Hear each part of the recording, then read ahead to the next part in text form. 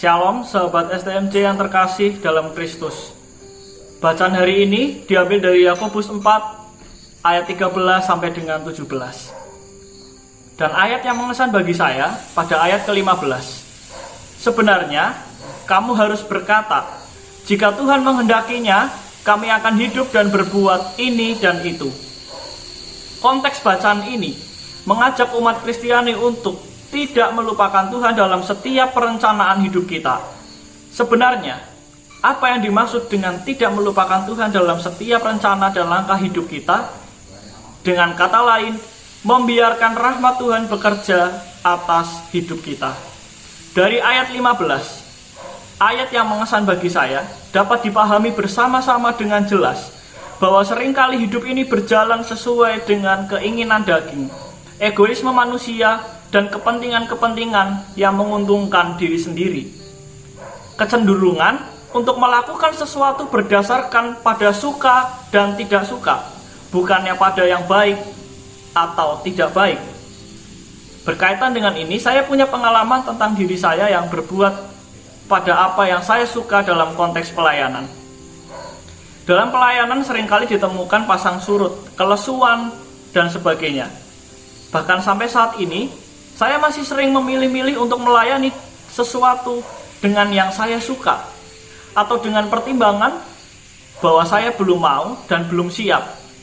Contoh konkret yang paling dekat adalah keikutsertaan saya pada TC Pewarta.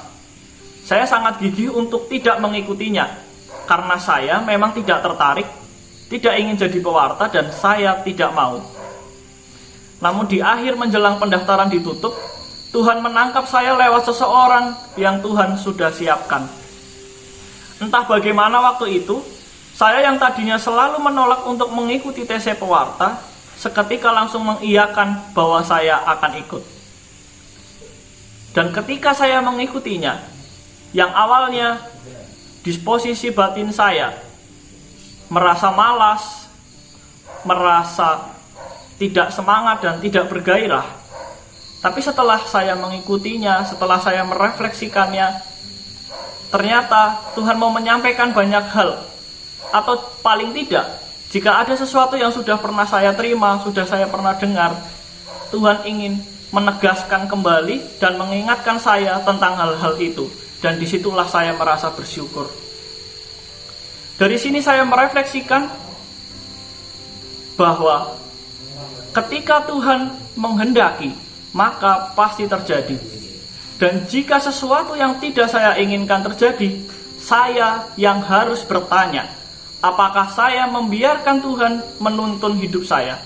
Saya semakin sadar bahwa saya masih mengikuti keinginan daging, bahkan dalam pelayanan sekalipun. Seharusnya saya mengikuti kehendaknya dan tidak dalam kemegahan daging.